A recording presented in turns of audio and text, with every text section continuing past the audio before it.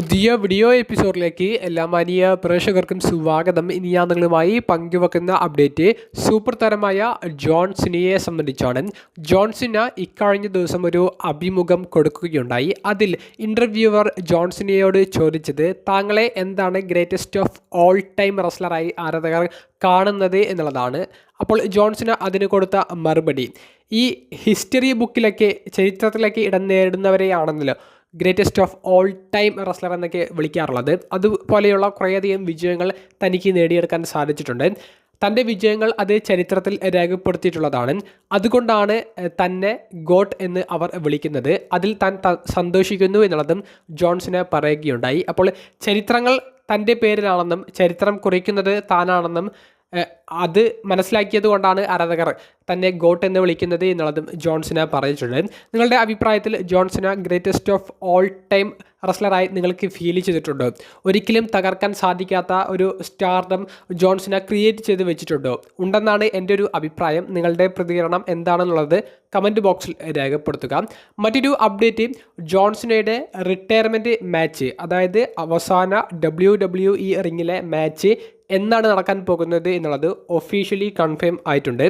December മാസത്തിൽ December 14 ഞായറാഴ്ച നടക്കുന്ന സാറ്റർഡേ നൈറ്റ് മെയിൻ ഇവൻ്റ് എന്ന് പറയുന്ന സ്പെഷ്യൽ എപ്പിസോഡിലാണ് ജോൺ സിനയുടെ റിട്ടയർമെൻറ്റ് മാച്ച് നടക്കാൻ പോകുന്നത്. ഇത് ജോൺ സിനയുടെ അവസാന WWE മത്സരമാണെന്ന് ഉറപ്പായിട്ടുണ്ട്. പക്ഷേ അവസാന അപ്പിയറൻസ് ആണെന്നുള്ളത് WWE സ്ഥിരീകരിച്ചിട്ടില്ല. ജോൺ സിനയുടെ അവസാന മത്സരത്തിലെ എതിരാളി ആരാണെന്നുള്ളത് ഇതുവരെ അവർ വെളിപ്പെടുത്തിയിട്ടില്ല. അതൊരു വലിയ സർപ്രൈസ് തന്നെയായിരിക്കും. മിക്കവാറും പുതിയൊരു എതിരാളിയെ ജോൺ സിന നേരിടാനാണ് സാധ്യത കൂടുതലുള്ളത്. അത് നമുക്ക് ആ ഒരു സമയത്ത്, ഇനിയും 4 മാസം ബാക്കിയുണ്ട്, അപ്പോൾ നമുക്ക് കണ്ടു തന്നെ അറിയാം. മറ്റൊരു അപ്ഡേറ്റ്, സെപ്റ്റംബർ മാസത്തിൽ നടക്കാൻ പോകുന്ന സെപ്റ്റംബർ 21 നടക്കുന്ന റസിൽ പലൂസ എന്ന് പറയുന്ന പുതിയ പ്രീമിയം ലൈവ് ഇവൻറ്റിനെ സംബന്ധിച്ചാണ്. ജോൺ സിനയുടെ മത്സരമായിരിക്കും ഈ ഇവൻറ്റിൽ മെയിൻ ഇവൻറ്റ് മത്സരമായി നടക്കാൻ പോകുന്നത് എന്നുള്ളത് WWE സ്ഥിരീകരിച്ചിട്ടുണ്ട്. ജോൺ സിന കഴിഞ്ഞ 10 വർഷമായിട്ട് നേരിടാത്ത ഒരു റെസ്ലറിനെയായിരിക്കും ഈ ഒരു ഇവൻറ്റിൽ നേരിടുക എന്നുള്ള ഒരു ടാഗ് ലൈനാണ് ഈ ഇവൻറ്റിന് വേണ്ടിയിട്ട് WWE പ്രൊമോഷൻ പോലെ കൊടുക്കുന്നത്. അപ്പോൾ നമുക്ക് മനസ്സിലാക്കാം അത് മറ്റാരുമല്ല, സാക്ഷാൽ സൂപ്പർ താരം ബ്രോക്ക് ലെസ്നർ ആണ് എന്നുള്ളത്. അപ്പോൾ ജോൺ സിന വേഴ്സസ് ബ്രോക്ക് ലെസ്നർ തമ്മിലുള്ള മത്സരമാണ് റസിൽ പലൂസ എന്ന് പറയുന്ന പ്രീമിയം ലൈവ് ഇവൻറ്റിൽ സെപ്റ്റംബർ 21 നടക്കാൻ പോകുന്ന മെയിൻ ഇവൻറ്റ് മത്സരം.